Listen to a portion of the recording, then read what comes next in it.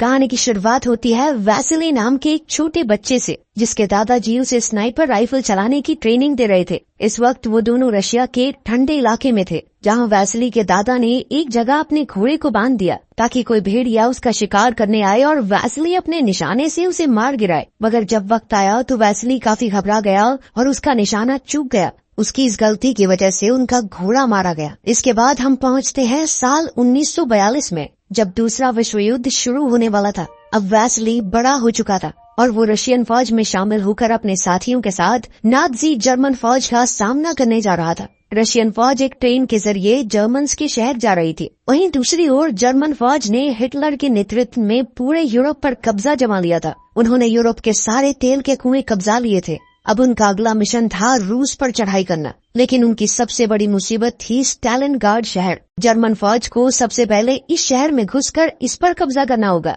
इधर रशिया के फौजी भी जल्द ही स्टालिनग्राड शहर में पहुंच गए। तब रशियन कमांडर्स ने फौजियों को हुक्म दिया कि अगर किसी ने भी अपना फर्ज छोड़कर युद्ध से भागने की कोशिश की तो उनके साथी ही उन्हें मार डालेंगे। अगर मौत से बचना है तो उसका एक ही तरीका है, जर्मन फौज को यहाँ से खदेड़ना। इसके बाद रशियन ऑफिसर्स ने फौजियों को कश्तियों में बैठाकर दूसरी तरफ रवाना किया। उस पार जर्मन फौजी मौजूद थे और रशियंस उनका मुकाबला करने जा रहे थे। तभी उनकी नजर नदी पर पड़ी, जो उनके साथी फौजियों की लाशों से भरी हुई थी। ये देखकर वो सब बुरी तरह सहम गए। फिर जैसे ही वो किनारे तक पहुंचने वाले थे तो जर्मन प्लेन्स ने उन पर बॉम्ब्स और गोलियों से धुआंधार हमला कर दिया। जर्मन प्लेन्स ने काफी फौजियों को मार डाला और रशियंस की काफी कश्तियां डूब गई। मगर खुशकिस्मती से वैसिली नदी पार करके किनारे तक आ पहुंचा। इसके बाद कुछ और कश्तियां भी किनारे तक आने में कामयाब रही। वहां पहुंचकर अफसरों ने फौजियों को हथियार दिए, मगर हमले की वजह से उनके हथियार कम पड़ गए थे। इसलिए ऑफिसर्स ने हुक्म दिया कि 2 फौजी एक हथियार इस्तेमाल करेंगे। उन्होंने फौजियों को जर्मन सिपाहियों को मारकर उनके हथियार छीनने को कहा।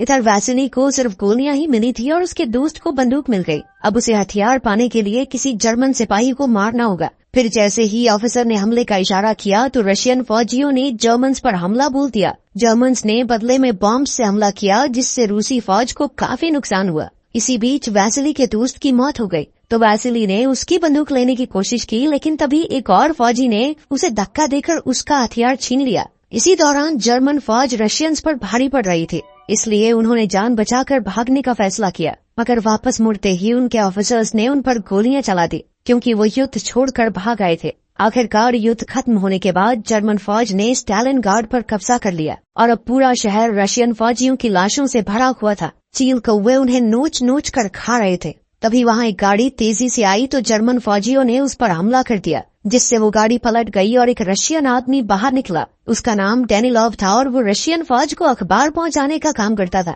इससे पहले कि जर्मन फौजी उसे पकड़ते, वो तुरंत जाकर रशियन फौजियों की लाशों में छुप गया ताकि सबको लगे कि वो भी मर चुका है। जब जर्मन फौजी उसे ढूंढते हुए आए तो वो सभी लाशों पर अंधाधुंध गोलियां बरसाने लगे ताकि कोई भी गलती से जिंदा न बच जाए। खुशकिस्मती से डेनिलोव को एक भी गोली नहीं लगी, मगर लाशों की भयंकर बदबू की वजह से उसे उल्टी आ गई। अब डेनिलोव रेंग कर आगे बढ़ रहा था कि तभी उसकी नजर सामने खड़े एक जर्मन ऑफिसर पर पड़ी, जो उस वक्त नहा रहा था। अब उसने लाशों में से एक बंदूक उठाई और उसे मारने का फैसला किया, पर तभी अचानक लाशों में से एक जिंदा आदमी निकला, जो कोई और नहीं बल्कि वैसिली ही था।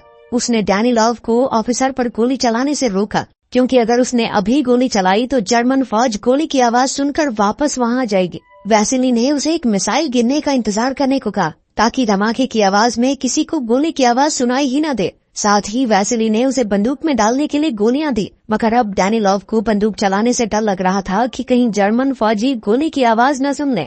इसीलिए उसने अपनी बंदूक वैसिली को देकर जर्मन ऑफिसर को मारने को कहा। वैसिली ने बंदूक तो ले ली, पर तभी उसे एक गाड़ी आती दिखाई दी, जिसमें इस ऑफिसर की सुरक्षा के लिए फौजी आए थे। खैर वैसिली ने मिसाइल का इंतजार किया और जैसे ही मिसाइल का धमाका हुआ तो उसने कमांडर पर गोली चलाकर उसे मार डाला। किसी को भी गोली की आवाज सुनाई नहीं दी और इसी तरह अगले धमाके की आड़ में उसने एक और फौजी को मार डाला। लेकिन तभी एक फौजी ने वैसिली को देख लिया तो उसने गिरते हुए उसकी तरफ एक बॉम्ब फेंका, मगर वैसिली ने उससे पहले ही उस पर गोली चलाकर उसे मार डाला। अब वहाँ आखिरी फौजी बचा था तो वो बाकियों को खबर करने के लिए दौड़ा, मगर वैसिली ने खड़े होकर बिना चूके उसे भी गोली मार दी। डेनिलोव उसकी निशानेबाजी और बहादुरी से काफी प्रभावित हुआ। फिर वो दोनों रशियन फौज के हेडक्वार्टर्स पर पहुंचे, जहां डेनिलोव ने अखबार में वैसिली के बारे में एक आर्टिकल लिखा। जिसमें उसने बताया था कि कैसे वैसिली ने 4 जर्मन फौजी और 1 जर्मन कमांडर को मौत के घाट उतार दिया। ये देखकर वैसिली भी अंदर ही अंदर काफी खुश हुआ। तभी वहाँ रशियन लीडर स्टालिन का खास आदमी क्रुश्चेव आया। वो रशियन कमांडर से काफी नाराज था क्योंकि उसने रशियन सिपाहियों को जर्मन्स के हाथों मरने के लिए मौत के मुंह में धकेल दिया था।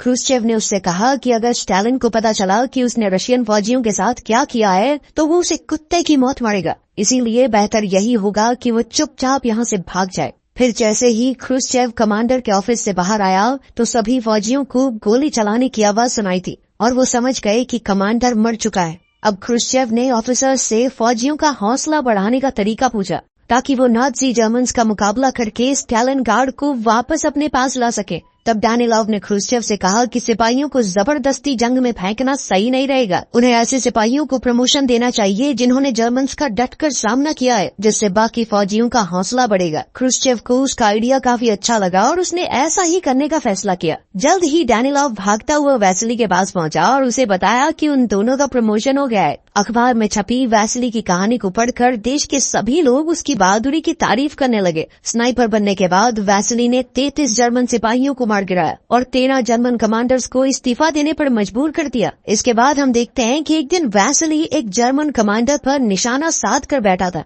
पर जैसे ही वो गोली चलाने लगा तो एक बच्चा उसके सामने आ गया, जिससे वैसिली का ध्यान भटक गया और वो कमांडर को मारने से चूक गया। इस बच्चे का नाम साशा था। वो एक रशियन बच्चा था जो वैसिली की बहादुरी की कहानियां सुनकर उसे अपना हीरो समझता था। साशा उसे अपने साथ अपने घर ले आया तो उसकी माँ ने वैसिली की बहुत आवभगत की। कुछ देर बाद ही डानिलोव और तान्या नाम की एक खूबसूरत लड़की भी वहाँ आई। वो छुपकर आम लोगों को जर्मन फौजियों से बचाने का काम करती थी। वो साशा की पड़ोसन थी और जर्मन भाषा बहुत अच्छे से जानती थी। जब डानिलोव ने उसे पहली बार देखा तो तान्या पर उसका दिल आ गया, मगर तान्या वैसिली की बहादुरी के कारण उसे पसंद करती थी। खैर, इसके बाद हम जर्मन कमांडर को देखते हैं जिसने दुनिया के सबसे बेहतरीन स्नाइपर को इनविटेशन भेजा था। उसका नाम था क्विन। जब क्विन वहाँ पहुँचा तो जर्मन मिलिट्री हेडक्वार्टर्स के कमांडर ने उससे मुलाकात की और उसे बताया कि एक रशियन स्नाइपर ने उनके कई सैनिकों को मार डाला। अब उसने क्विन से कहा कि जल्द से जल्द इस रशियन स्नाइपर को खत्म कर दो। क्विन तुरंत ही अपने काम पर लग गया, जिसके बाद ये खबर फैल गई कि एक जर्मन स्नाइपर ने जबरदस्त निशाने से 5 रूसी फौजियों को मार गिराया। वहीं दूसरी ओर वैसिली सो रहा था तो उसके दोस्त ने उसे जगाकर बताया कि स्टोरेज की जगह पर कोई परेशानी है। उसने वैसिली से कहा कि उन्हें बाहर जाकर इस मुसीबत का हल करना होगा। जब वैसिली 2 लोगों के साथ बाहर गया तो उसे खिड़की के पीछे एक आदमी सोता दिखाई दिया। उसने उस पर निशाना लगाकर गोली चला दी और अपने एक साथी के साथ उसे देखने गया। उसका दूसरा साथी अभी भी नीचे ही था, पर जैसे ही वो दोनों वहाँ पहुँचे तो उन्होंने देखा कि ये कोई आदमी नहीं बल्कि पुतला था। इसी दौरान एक जर्मन स्नाइपर ने नीचे वाली मंजिल पर रह गए उनके दोस्त को मार गिराया। तभी वैसिली की नजर जमीन पर पड़ी एक सिगरेट पर गई और उसे एहसास हुआ कि यहाँ कोई और भी मौजूद है। इसी दौरान जर्मन प्लेन्स ने स्टालिनग्राड शहर पर बॉम्ब्स और मिसाइल से हमला करना शुरू कर दिया। ये देखकर वैसिली का साथी डरकर भागने लगा, पर जर्मन स्नाइपर ने चालाकी से उसे भी मार दिया। इधर वैसिली बमबारी के दौरान भी उसी बिल्डिंग में छुपा रहा। इसके बाद हम क्विन को देखते हैं जो अखबार पढ़ रहा था और साशा उसके जूते साफ कर रहा था। उसने साशा को अखबार देकर उसे जर्मन भाषा में समझाने को कहा। साशा ने बताया कि इसमें वैसिली की निशानेबाजी और उसकी बहादुरी के बारे में लिखा है। तब उस नादान बच्चे ने बातों बातों में क्विन को बता दिया कि वो वैसिली का बहुत बड़ा फैन है और वो उससे मिल भी चुका है। वहीं दूसरी ओर वैसिली मिलिट्री हेडक्वार्टर्स पहुंचा, जहां डानिलोव पहले से मौजूद था। वहाँ उसकी मुलाकात कैलिकोव नाम के एक और स्नाइपर से हुई, जिसने उसी जर्मन स्नाइपर क्विन से निशानेबाजी सीखी थी। जल्द ही वैसिली ने डानिलोव से मिलकर उसे बताया कि उसके दोनों साथी मारे गए। उसने बताया कि जिस स्नाइपर ने उन पर हमला किया था वो बार बार अपनी जगह बदल रहा था, इसलिए वैसिली उसे पहचान नहीं सका। तब डानिलोव समझ गया कि यह स्नाइपर कोई और नहीं बल्कि क्विन ही था।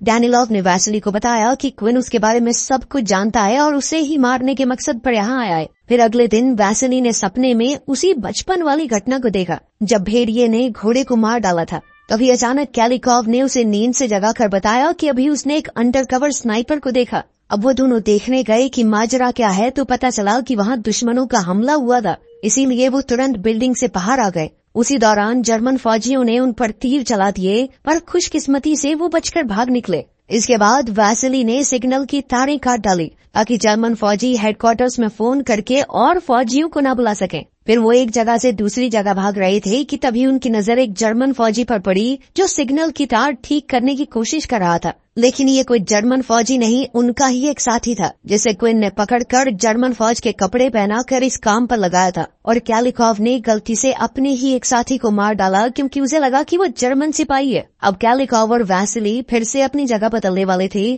पर उससे पहले उन्होंने ये देखा कि क्विन आसपास तो नहीं है। तो उन्होंने एक प्लान बनाकर अपने हेलमेट निकाल लिए ताकि क्विन हेलमेट पर निशाना लगाए और वैसिली को उसकी लोकेशन का पता चल जाए। लेकिन क्विन ने उस पर गोली नहीं चलाई तो उन्हें लगा कि क्विन आसपास है ही नहीं। अब जैसे ही वो लोग दूसरी जगह पर कूदे तो क्विन ने कैलिकॉव को मार गिराया और वैसिली जैसे तैसे अपनी जान बचाकर हेडक्वार्टर्स में लौट आया। उसने डैनिलॉव से कहा कि वो क्विन को नहीं मार सकता क्योंकि वो उससे बहुत बेहतर स्नाइपर है, मगर डैनिलॉव ने उसे हौसला देकर कहा कि वो क्विन के बारे में उसे पूरी खुफिया जानकारी लाकर देगा। ये सुनकर वैसिली को थोड़ा हौसला तो आया। वहीं दूसरी तरफ क्विन ने उस छोटे बच्चे साशा को मिठाइयां देकर उससे वैसिली के बारे में सारी जानकारी इकट्ठा कर ली। इसके बाद क्विन चुपचाप उस बिल्डिंग में पहुंच गया जहां वैसिली आने वाला था और वहीं छुपकर उसका इंतजार करने लगा। इधर वैसिली भी इतना तो समझ ही चुका था कि क्विन छुपकर उस पर हमला जरूर करेगा, इसीलिए वो वेंटिलेशन पाइप्स के जरिए आगे बढ़ने लगा। तभी क्विन को पाइप्स में से आवाज सुनाई दी तो उसने अंदर जो भी है उसके बाहर आने का इंतजार किया।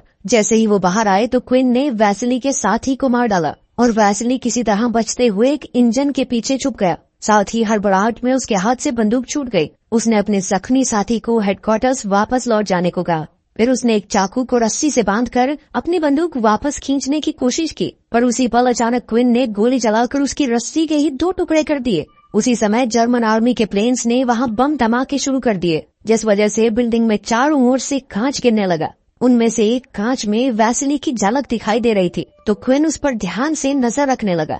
उधर जख्मी फौजी जब हेडक्वार्टर्स पहुंचा तो उसने तान्या को वैसिली की हालत के बारे में बताया। तब डैनिलॉव ने देखा कि तान्या किस तरह वैसिली के लिए परेशान हो रही थी। तान्या अपने आप को रोक नहीं पाई और वैसिली की मदद करने के लिए वेंटिलेशन पाइप से होते हुए उस तक पहुंची, पर जैसे ही वो पाइप से बाहर आने वाली थी तो वैसिली ने उसे रोक दिया। इधर वैसिली ने तान्या को क्विन की लोकेशन बताकर उसकी तरफ एक शीशा मोड़ने को कहा ताकि वैसिली भी उसे देख सके। तान्या ने ऐसा ही किया और उसी पल अचानक वैसिली ने अपनी बंदूक से निशाना लगाकर क्विन के हाथ पर गोली चला दी। इसके बाद वो तुरंत हेडक्वार्टर्स लौट आए तो वैसिली की काफी तारीफ हुई क्योंकि उसने एक ही बार में क्विन पर सही निशाना लगा दिया था। इसके बाद वैसिली डैनिलॉव से मिलने आया और उसने डैनिलॉव को अखबार में अपने बारे में लिखने से मना कर दिया क्योंकि वो भी बाकी फौजियों की ही तरह गुमनाम होकर लड़ना चाहता था।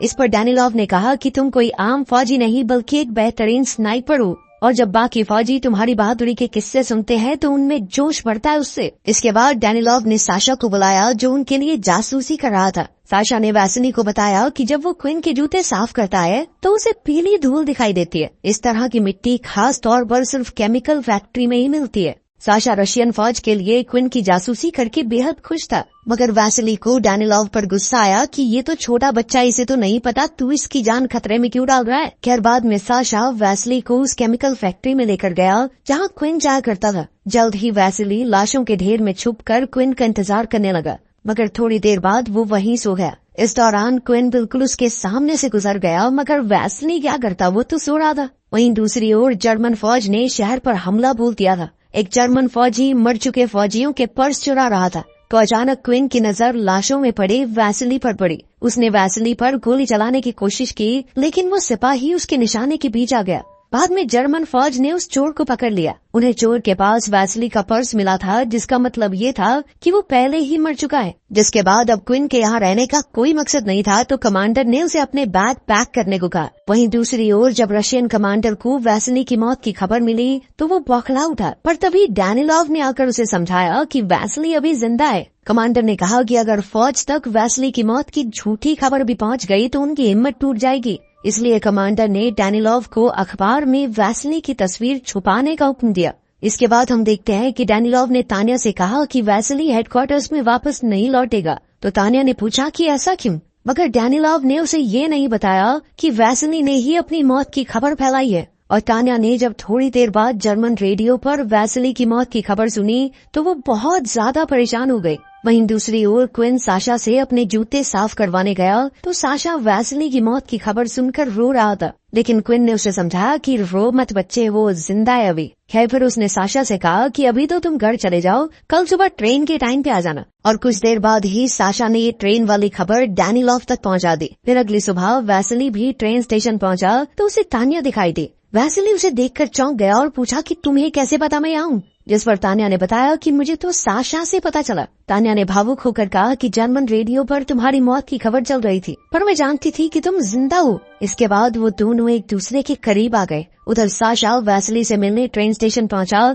पर क्विन पहले ही उसका इंतजार कर रहा था। क्विन ने हिसाब लगा लिया था कि ये बच्चा रशियन जासूस है। कुछ ही पलों में तान्या ने अपनी दूरबीन से इतना खौफनाक मंजर देखा कि उसके रोंगटे खड़े हो गए। उसने देखा कि उस मासूम बच्चे की लाश बुरी तरह से एक पाइप से लटक रही थी। वो समझ गई कि क्विन ने ही उसे मारा होगा। साशा की मौत से तान्या को गहरा सदमा लगा, मगर वैसिली ने उससे वादा किया कि वो क्विन को मारकर साशा की मौत का बदला जरूर लेगा। इसी दौरान जर्मन फौजी शहर में आ घुसे तो रशियन फौजियों ने साशा की मां को कश्ती में बैठाकर नदी के उस पार जाने को कहा, मगर उसकी मां कहने लगी कि वो अपने बेटे के आने से पहले कहीं नहीं जाएगी। तब डैनिलॉव ने उसे झूठ कह दिया कि साशा रशिया को धोखा देकर जर्मन फौज में शामिल हो गया है, पर उसने ये नहीं बताया कि साशा की मौत हो चुकी है। इसके बाद जब वो सब भाग रहे थे तो एक मिसाइल सीधा तान्या के पास आ गिरे और वो बुरी तरह जख्मी हो गई। तब साशा की मां तान्या को एक कश्ती में ले गई ताकि वो हॉस्पिटल में उसका इलाज करवा सके, और उस बेचारी ने अपने मर चुके बेटे के लिए एक नोट छोड़ा कि उस पार जा रही हूँ,